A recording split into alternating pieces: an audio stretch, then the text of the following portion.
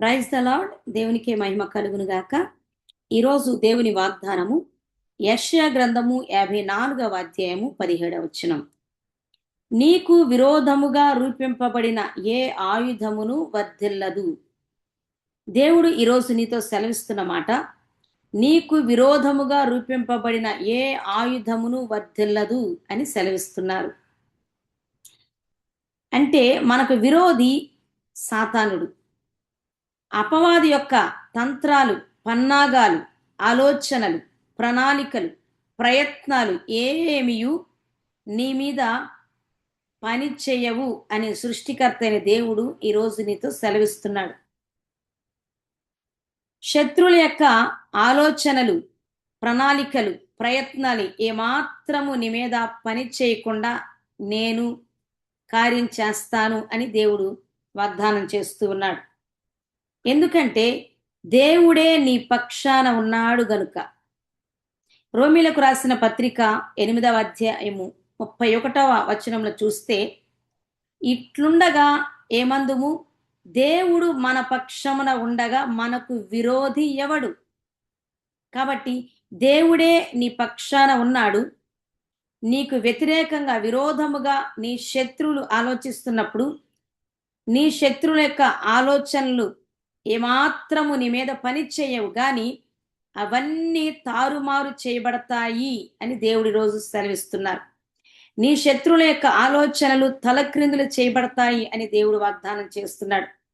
బైబిల్లో ఒక వ్యక్తిని జ్ఞాపకం చేసుకుంటే అతని ఎలీషా. దేవుని సేవకుడైన ఎలీషాను పట్టుకోవాలని, బంధించాలని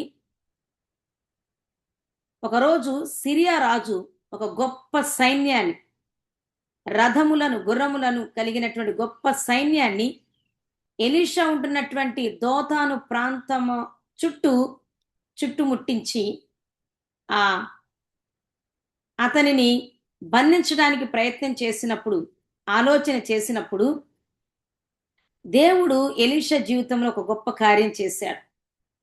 అది 2వ రాజుల గ్రంథము 6వ అధ్యాయము 14 నుంచి చూస్తే మనకు అర్థమవుతుంది. కాబట్టి రాజు అచ్చటికి గుర్రములను, రథములను, గొప్ప సైన్యమును పంపెను. వారు రాత్రివేళ వచ్చి నలు దిశలను పట్టణమును చుట్టుకొనగా, దైవజనుడైన అతని పనివాడు పెందలకడ లేచి బయటికి వచ్చినప్పుడు గుర్రములను, రథములను గల సైన్యము పట్టణమును చుట్టుకొని ఉండుట కనబడెను.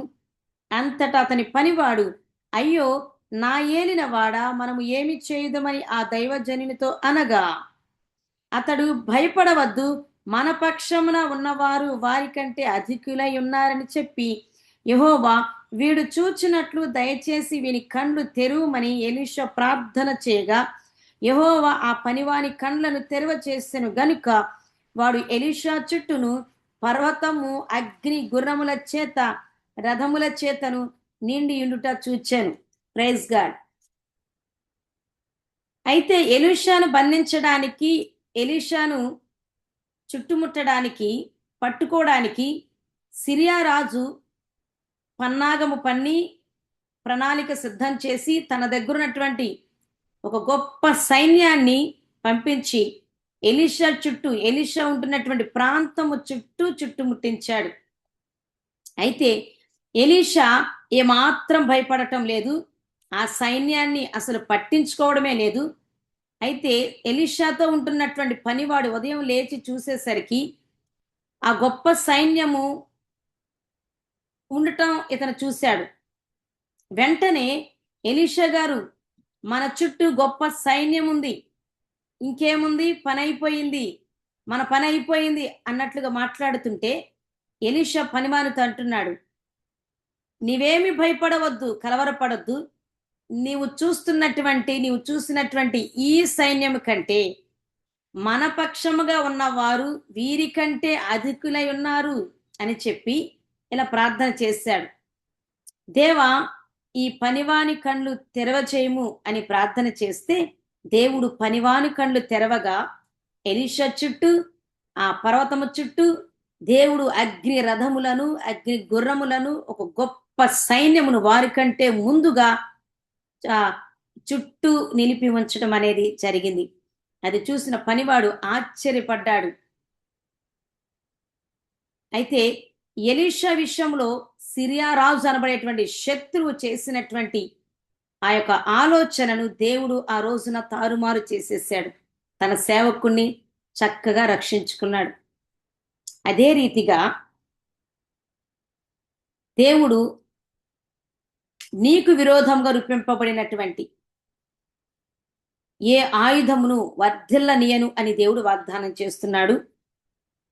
ఎలీషా విషయంలో చేసినటువంటి కార్యము దేవుడు నీ జీవితంలో కూడా చేస్తానని సెలవిస్తా ఉన్నారు. అంతేకాదు, నీ విషయంలో కూడా నీ శత్రువులు నీ మీద చేస్తున్నటువంటి ఆలోచనలు, ప్రయత్నాలు, పన్నాగాలు, ప్రణాళికలన్నింటినీ దేవుడే తలక్రిందులు చేసి, తారుమారు చేసి, వారే సిగ్గుపడేటట్టుగా దేవుడు కార్యం చేస్తానంటున్నాడు. కాబట్టి ఏ విషయంలోనూ భయపడవద్దు, కలవరపడవద్దు. ముందుకే కొనసాగిపో. నీకు విరోధముగా రూపింపబడిన ఏ ఆయుధమును వర్ధిల్లదు అని దేవుడు సెలవిస్తా ఉన్నాడు. God bless you.